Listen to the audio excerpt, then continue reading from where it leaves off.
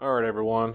Here I have a 1975 Suzuki TS 125 that I got from a guy on the trade. He says it hasn't ran in 8 years, and before then it was running perfectly fine, and it's actually in really good shape. I really wish he wouldn't have cleaned the dust off it. I wanted to show y'all that it was pretty caked on there. But I think with just a simple carb clean, and most likely the points need to be cleaned as well, I think it'll run fairly easy because it has decent compression. And then obviously the seat here, it's kind of a bummer, but I'm going to try to fix that as well. So let's get started.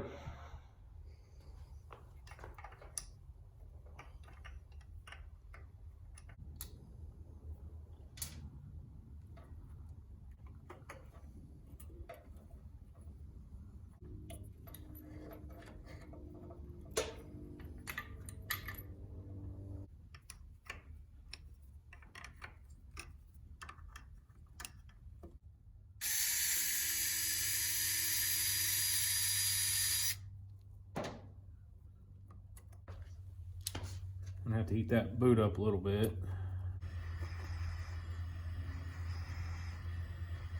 What you can usually do is it's still hooked on, and this boot is actually flexible. You can push it out and then push it away, then this should come off. But it's being a pain right now. Kind of hard to see, but I kind of want it to come out the other way since there's more room over there. But I don't look like it's going to happen. There we go.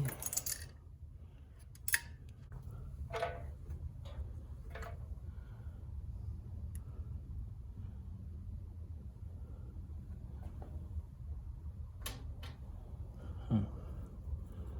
That's different. I don't know what that is. But I'll go over there. That might have been from something else. Well, sorry about that. For some reason, my camera stopped recording, but everything came off nice and easy. There's an O-ring that goes through here, and it goes into the bottom right here. And I was just messing with it when I realized it wasn't recording. And this screws into the bowl, which comes up through here to where your main jet goes, and that's your main jet itself, the bottom of the bowl. I was trying to find another flathead that will actually work, and it don't want to budge.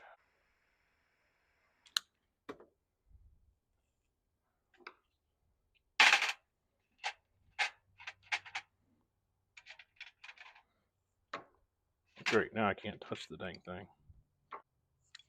Yep, that's hot.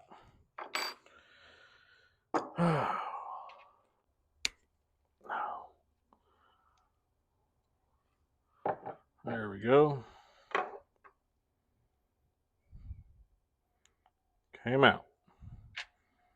And only burnt one finger. So call that a win. I had to take this off before I ordered a kit because online there was many different kits. One were this gasket style, and the other one was like that little thin O-ring style, and I wasn't sure which one it was. Now that I know, I'll order a kit. Where this was last set, according to the guy, it was running just fine, was a turn and a quarter out. So that's what I did. You want to go in, you want to count how many turns you go in, full turns, and that's your setting for that when it was running. All right, that came out easy. This is your emulsion tube.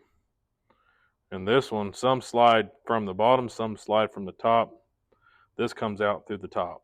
So you want to be very careful not to damage this when you're pulling it out, because you could damage the brass and then it won't run right. Then you have to get another one. I'm going to take this choke off.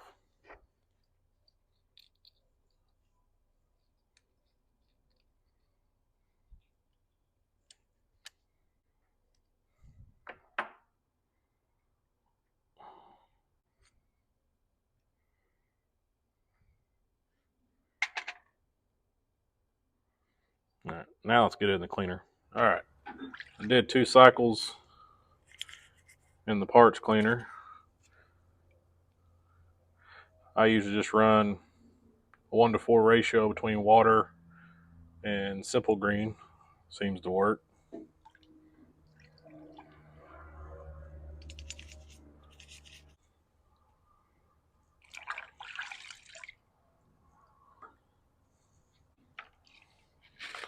Just a little another Dollar Tree or Dollar General little basket.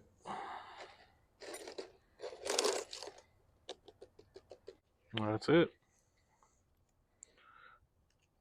So they all turned out really nice. Still got a lot of the plating on there, which is cool. All right, let's dry this off and let's put it back together. Okay, everything's dry. Let's get this thing back together.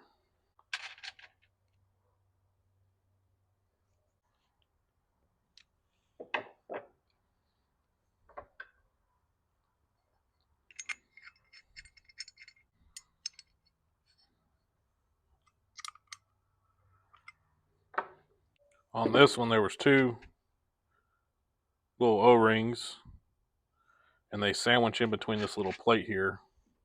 Put that down. Put the plate down. Put your needle seat in.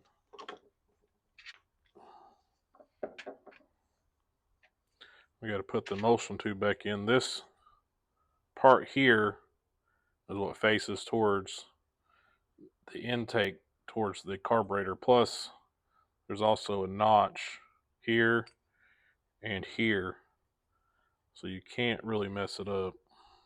So you just got to be careful. You don't want to damage this. There we go. You got a little washer here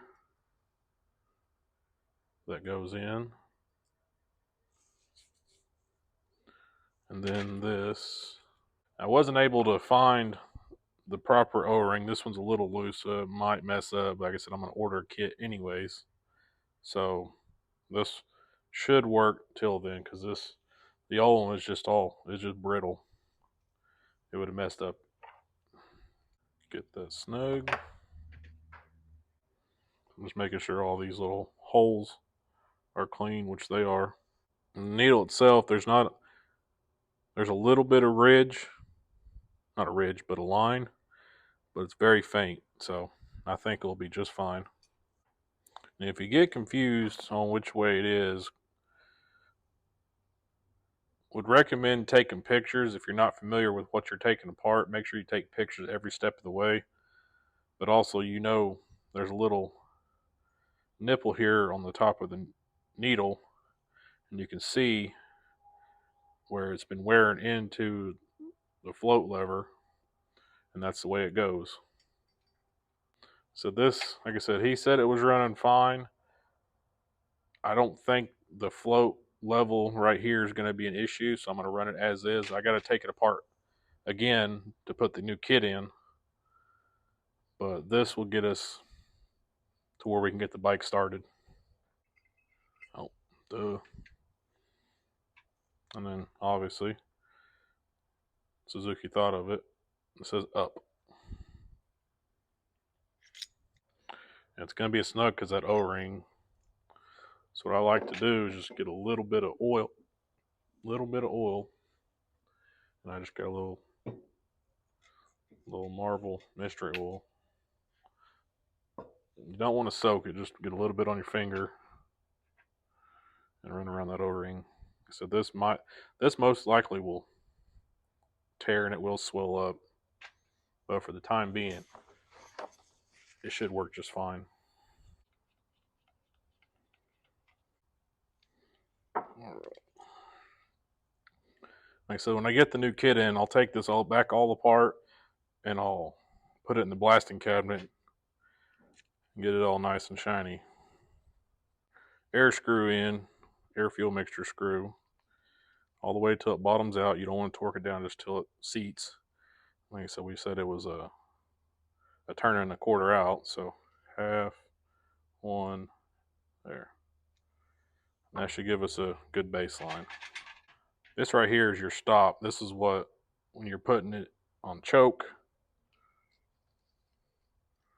or not, or on and off choke, that's what keeps the lever from moving freely. Is this little arm right here. And then when I was pulling that off, I kind of torqued on this a little bit. I bent it, so I'm trying to get it straight because that the slide cap won't go on completely if that's pushed in. Like I said, that's choke off, choke on. So all that does is just hold it in place. That's it. Let's get it back on the bike. I went ahead and took the boot off because I don't know what's in that airbox there, and I don't want to suck all that stuff back inside the bike. So we're going to leave that off for now.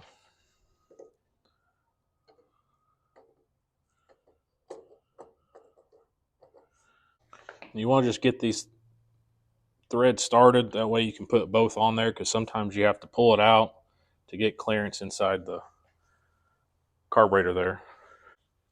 Slide looks good.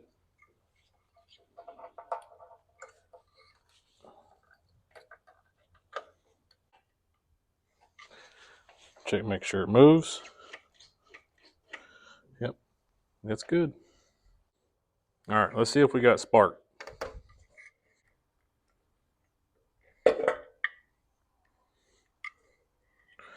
Well, that was not even on there that tight. Somebody put it on hand tight, it looks like. Don't look too bad. Got it to run. Let's see here. Oh, look at that. That nice spark. I'm not sure about Suzuki on the Yamaha, at least the little 80s and stuff. You actually have to have a good battery for it to run if you're going to run all your lights and stuff, because your battery actually is your voltage regulator. I'm not sure on these Suzukis though, so I'm not going to turn the lights on just yet until I get a battery hooked up. Or if I do turn the lights on, I'm not going to rev it up, because then they could blow. And a lot of these older bikes, they're a sealed headlight. They're not, can't replace the bulbs. So, all right, we got spark. Carburetor's cleaned. Only thing left to do is add fuel, and we'll see if she runs. Not sure what it takes, but I'm going to do I think it's a 50-to-1 ratio. This little IV bottle. Tank looks good, but I just want to make sure the oil injection system actually works. Oh, dummy. Valve's open. Oh, how did I know that was going to happen? Let's try all that out. When I first turn it on, I'm going to check for leaks, because I'm not sure if that needle's actually going to seat all the way or not. And if it starts to leak, what you can do is, see, it's starting to drip now. Well, it's coming out of here, and there's no O-ring on that. And I don't think it came with one, which is surprising. I don't remember there being an O-ring on that. But at least they made it easy to get to.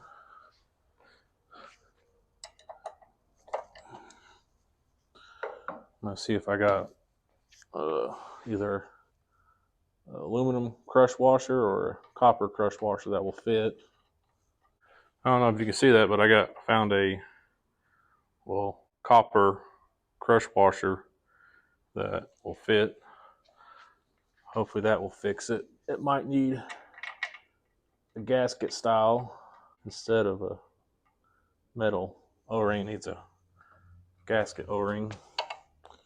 That will be all in the kit when I get one. All right, take two. Well, so far, no leaks. Let's see if she'll fire. Keys on, chokes on, fuel's on. Do a couple dry kicks to get some fuel in the system. Oh, God. Oh. I don't kill myself first. Here goes nothing.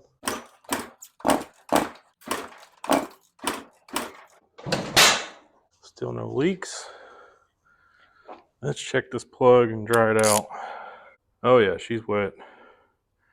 Y'all can't see that, but she is wet. After you flood it like that, what you want to do is kick it over a few times and air it out. As much gas that I'm smelling up here and down on the floor where I spilt a lot of it. She should run now or start a fire. Oh, there we go. That's something. I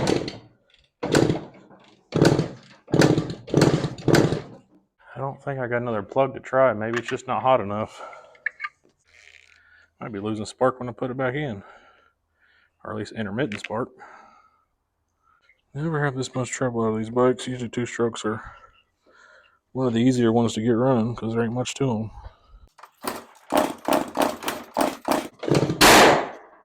Okay, back to the drawing board. Okay, went through the carburetor again. The pocket where that jet and the bolt meet, that little O-ring that I replaced, I cleaned that out really well. So hopefully it'll seat better. It didn't look like that was the issue, but when I tore everything back apart, nothing seemed wrong at all, and it's fuel's on, there's nothing leaking. So let's see here. I went ahead and bought another plug. I want to try the old plug first, see what happens. And if that doesn't work, I'll put the new plug in and we'll see if that fixes the issue.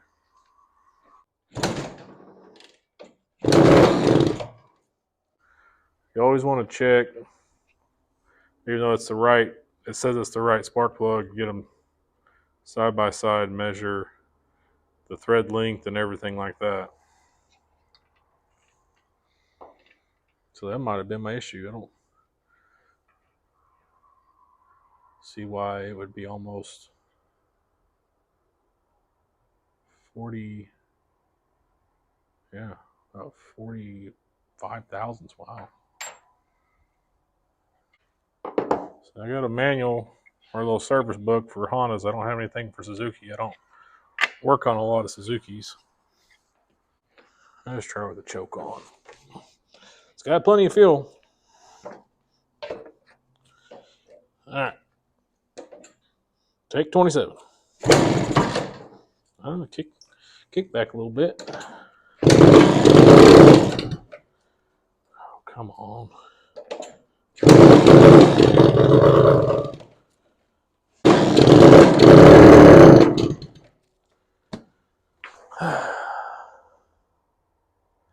Well, that's a improvement. Not much. It might be that O-ring. It's not the right O-ring, so there could be some fuel shooting by. Let me turn down the air fuel mixture. At 1.5 because I was looking up on the computer or on my phone, and it said 1.5 was factory, and then it said to adjust a quarter turn in or out from there. And I'm just going to start it 1 turn out, see what happens.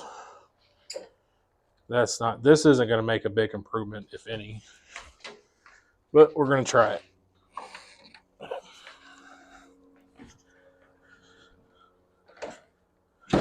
Oh.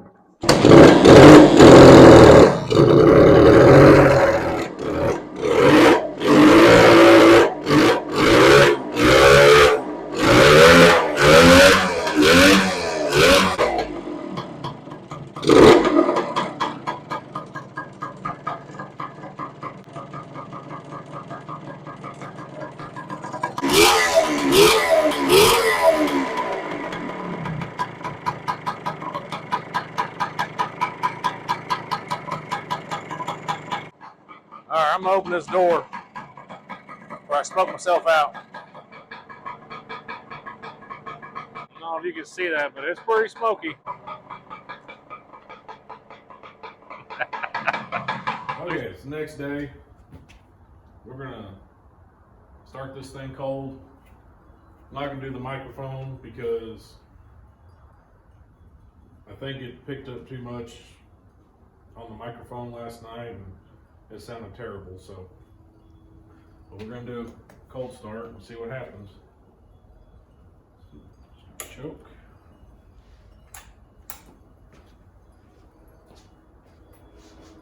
A couple kicks with the key off.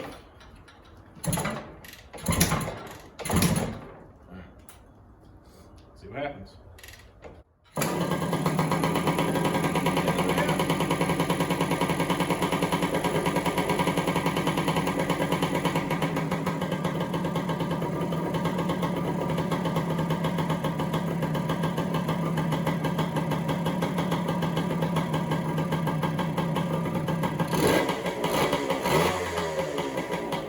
Well, she's running a lot better. I'm guessing that it was that plug and then it flooded out and then it cleared itself out after I kicked it a few times.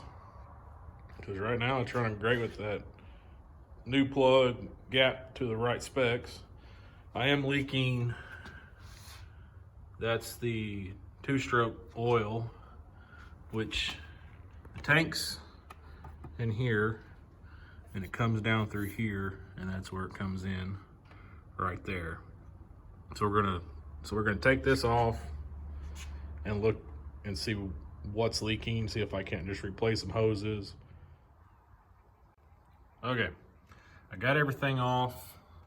I thought possibly one of these lines right here were loose or cracked, and the bleeder screw, which is this one down here, was a little loose.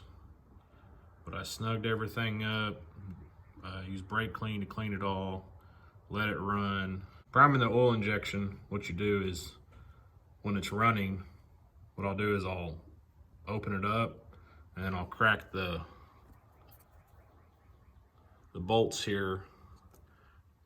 And while it's running with this lever up, I'll just hold it till it starts to seep out of those banjo fittings. And I did all that, cleaned it up, nothing. And I cleaned up a lot of gunk over here, put the bike back together, had it running, and this was dry still, and it's actually coming through the seal here where the clutch is. This is your clutch pin. This is what goes all the way through to your clutch basket, will disengage and engage your clutch. I'm gonna try to order a kit, but they come from Thailand, so they're gonna take a while. So until then, what I'm gonna try to do is pull that seal out, clean it out really well, and see if I can't put some silicone around the edge of that, the edge of the seal, and see if that won't stop or slow the leak down till I get the seals in. But other than that, it's pretty good. Yeah, I forgot to get that on video, but I did clean the tank off. It was all covered in oil and dirt. I drained all the old, I thought it was just oil, like motor oil or something, but it was actually 2-stroke oil. Drained all that out, cleaned it out, put fresh Lucas in, reconnected my lines, bled everything, and it's working just fine now. Like I said, the only problem is that seal here. So I'm gonna try to do some silicone and see if that won't stop or slow the leak down until I get a seal in.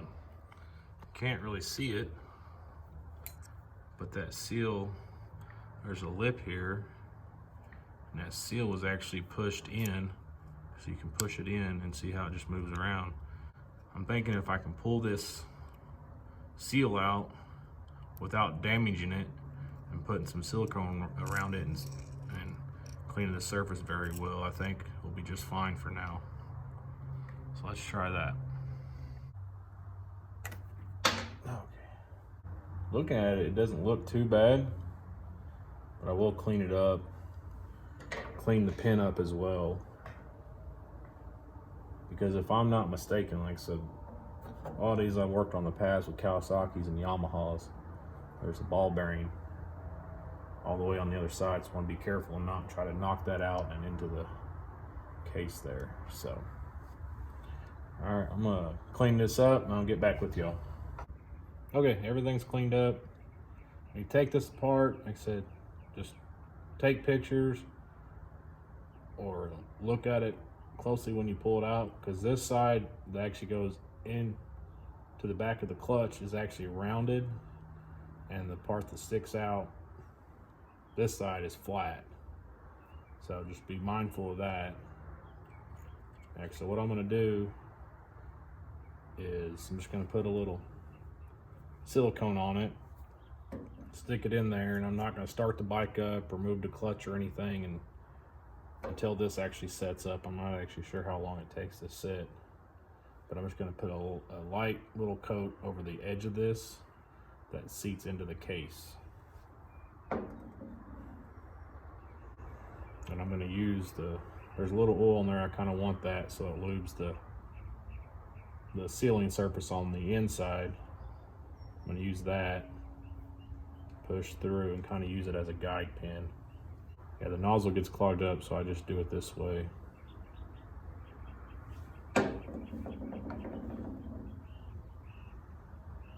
So just put a little bit. I got way too much, but that's how much came out. So I want to try to keep as much out of the inside as possible.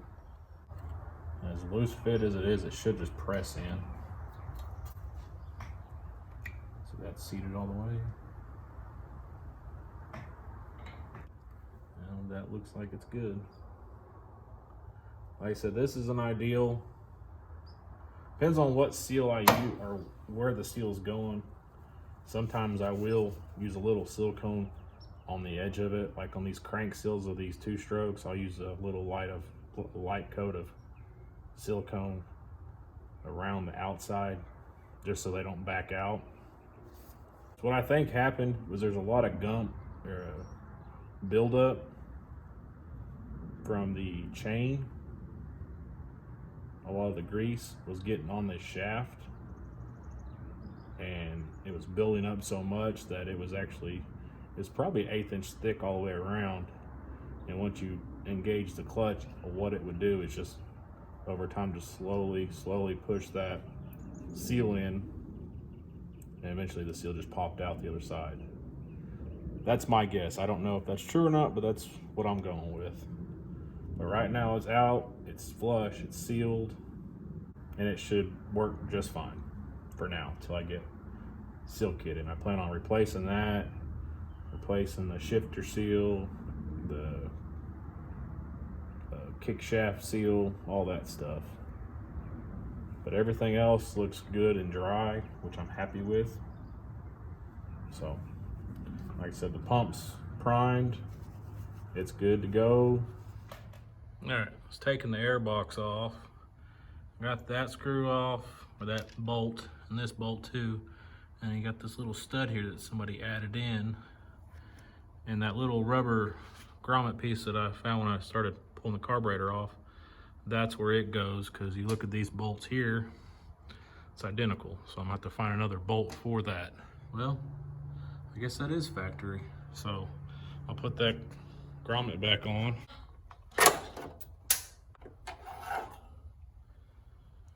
Look at that, that's pretty cool.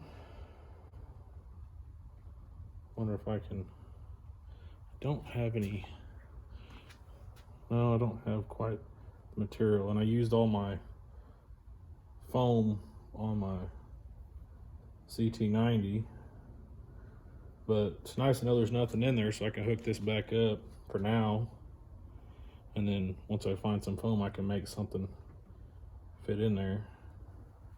So I think this just pops out. Yep, just like that. I'm gonna get this in the parts cleaner and clean it up.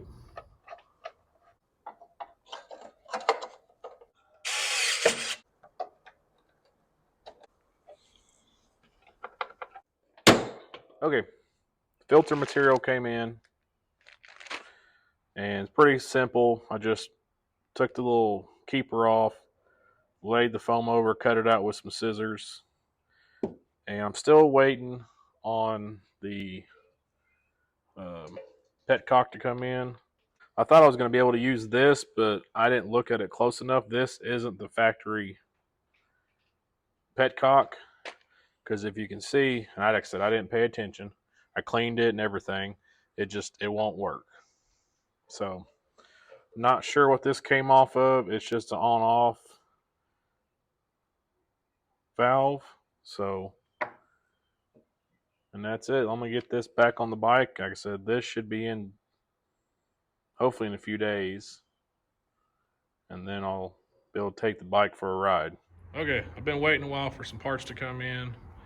Like this petcock here, I was gonna do the original one. I thought it was the original one. Turns out it was a different one, which is why they had a bunch of silicone gooped up on it. So this finally came in. I had some spare tires hanging up in the loft over there. So what I'm gonna do is just replace the tubes and tires with these tires over here. I mean, this one's brand new, and this one's pretty much the same thing. So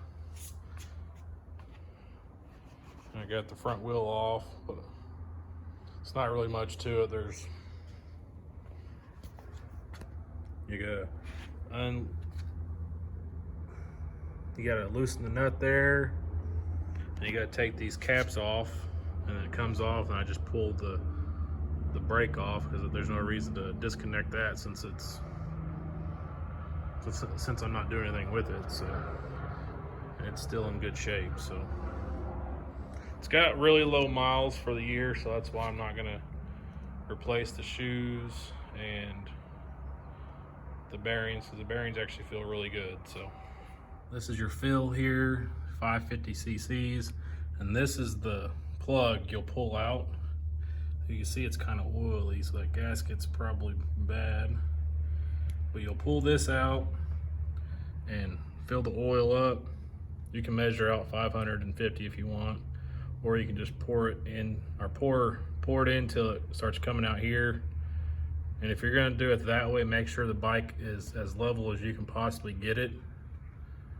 Because if you have it leaned over on the side and you fill it up to here, you're gonna be over full. So just be wary of that. See, there it is. You can see it now, it's starting to drip.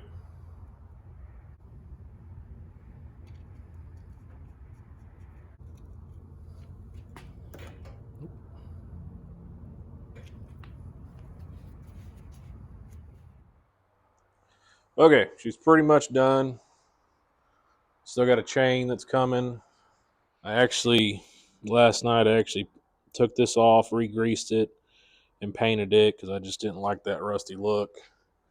And went to my local little motorcycle salvage yard, and they actually had a brake lever. I don't know if y'all seen it before, but used to be this right here. And it's a kind of a funky style because that's where your brake switch goes in. But I was going through their bin and they actually had one. So said tires are on, forks are rebuilt.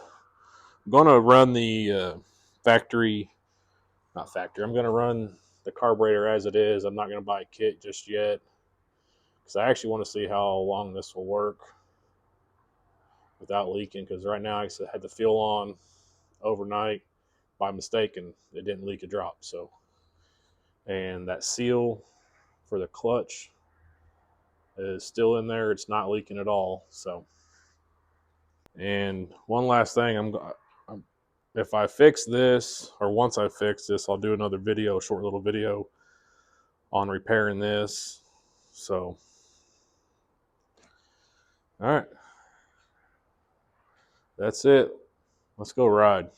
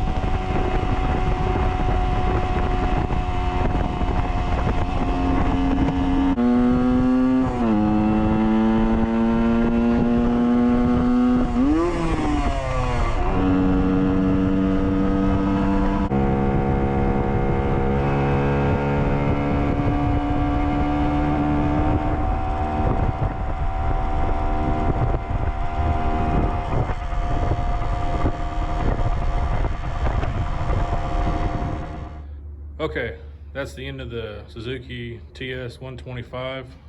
Or I will post a video of me fixing the seat in the future, but I just got through putting about 20 miles on this bike and it runs great.